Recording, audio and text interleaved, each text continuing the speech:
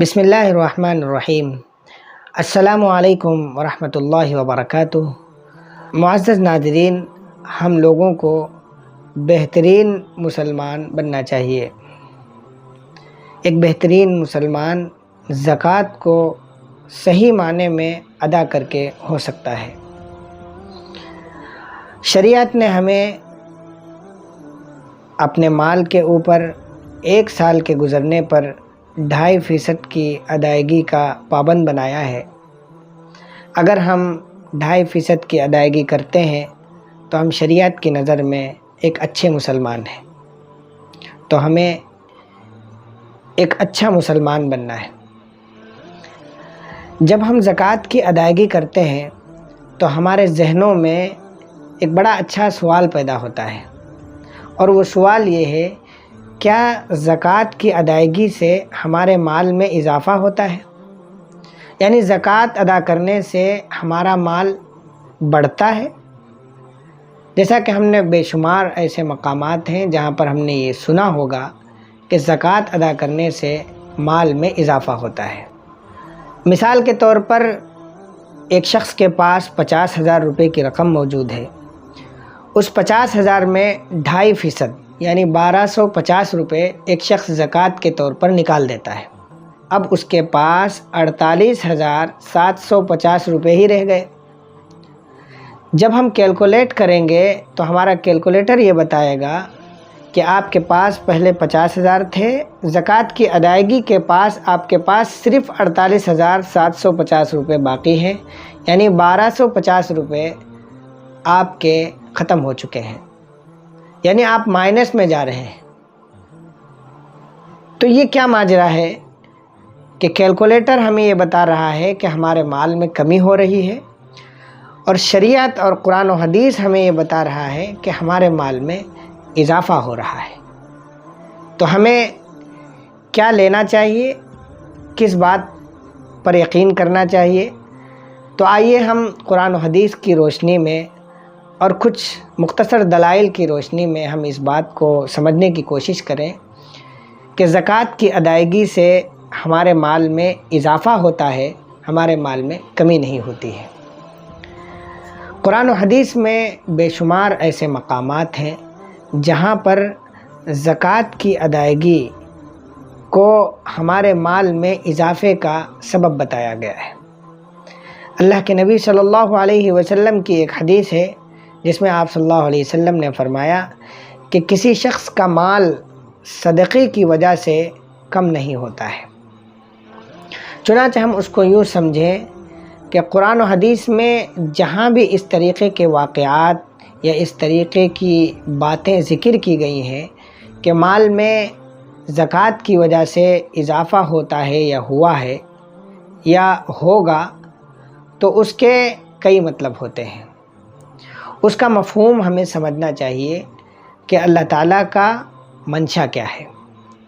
چنانچہ جب کوئی شخص صدق دل سے صحیح معنی میں شوق کے ساتھ زکوٰۃ کی ادائیگی کرتا ہے تو اللہ تعالیٰ اس کو بے شمار دنیاوی فوائد بھی عطا کرتے ہیں اور اخروی یعنی آخرت میں کچھ فوائد ہمیں عطا کرتے ہیں۔ دنیاوی فوائد بے شمار ہیں اور اخروی فوائد بھی بے شمار ہیں۔ چنانچہ مال میں اضافہ جو ہے اس کی کئی شکلیں ہیں۔ سب سے پہلی اس کی شکل یہ ہے، جیسا کہ جس کا مفہوم ہے کہ اللہ تعالیٰ اس شخص کی تجارت میں نفع دے دیتے ہیں۔ کسی شخص نے مثال کے طور پر اس کے پاس 50,000 روپے کی رقم ہے اور اس نے اس رقم میں سے کچھ حصہ یعنی 2.5% اللہ کی راہ میں خرچ کر دیے، تو اس کو ظاہری طور پر ایسا لگ رہا ہے کہ اس کے مال میں کچھ کمی ہوئی ہے، لیکن اللہ تعالیٰ اس کو اتنا نفع دے دیتے ہیں کہ وہ ہونے والی جو کمی تھی وہ زیادتی میں بدل جاتی ہے۔ اور اس کی اضافے کی ایک شکل یہ ہے کہ اللہ تعالیٰ صدقہ اور خیرات اور زکوٰۃ کی ادائیگی کے طفیل میں اس انسان کے اوپر آنے والی جو مصیبتیں ہوتی ہیں ان کو ٹال دیتے ہیں، جس کے نتیجے میں ہماری کافی رقم بچ جاتی ہے۔ مثال کے طور پر ہمارے اوپر کوئی مصیبت آنے والی تھی، ہمارا کہیں سفر تھا اور اللہ نہ کرے اس سفر میں کوئی حادثہ یا ایکسیڈنٹ ہونے والا تھا، اگر وہ ہو جاتا تو ہم ہاسپٹلائز ہو جاتے، ہاسپٹل میں ایڈمٹ کر دیے جاتے اور لاکھوں روپیہ ہمارے علاج میں خرچ ہوتا۔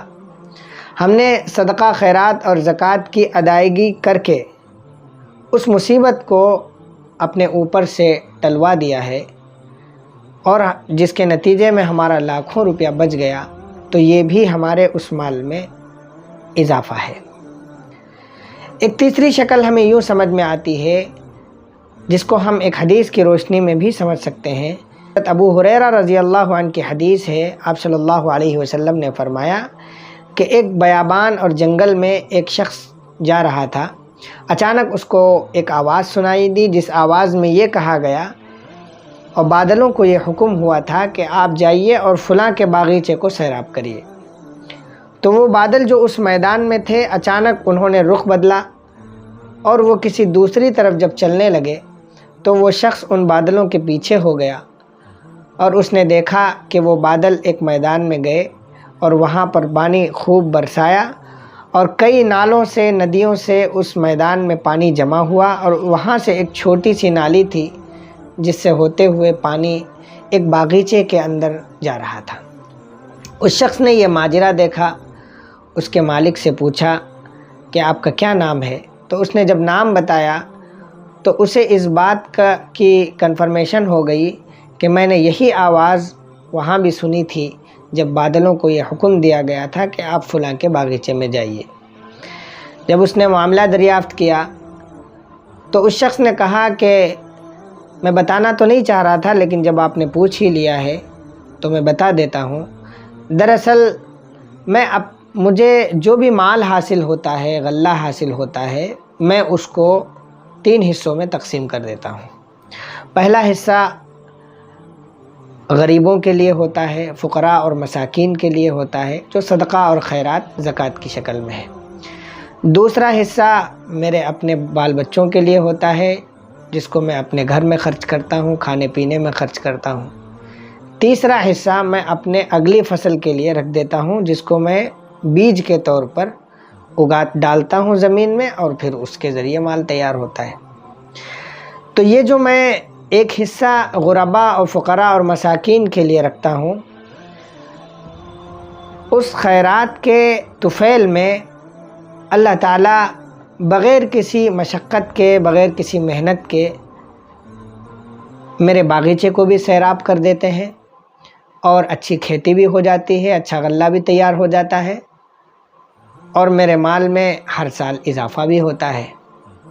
چنانچہ معزز ناظرین، اس واقعے سے ہمیں یہ اندازہ ہوتا ہے کہ اگر ہم صحیح معنوں میں نیک نیتی اور نیک دلی اور اخلاص کے ساتھ صدقہ خیرات اور زکوٰۃ کی ادائیگی کریں گے تو اللہ تعالیٰ ہر حال میں ہمارے مال میں اضافہ بھی کریں گے، ہماری جانوں کی بھی حفاظت کریں گے، اور ہمیں بری موت سے بھی بچائیں گے، اور ہمیں دن دوگنی رات چوگنی ترقیات سے بھی نوازیں گے۔ اگر یہ ویڈیو آپ کو اچھا لگا ہے تو آپ اس کو لائک اور شیئر کریں، اور ہمارے اس چینل کو ضرور سبسکرائب کریں۔ شکریہ۔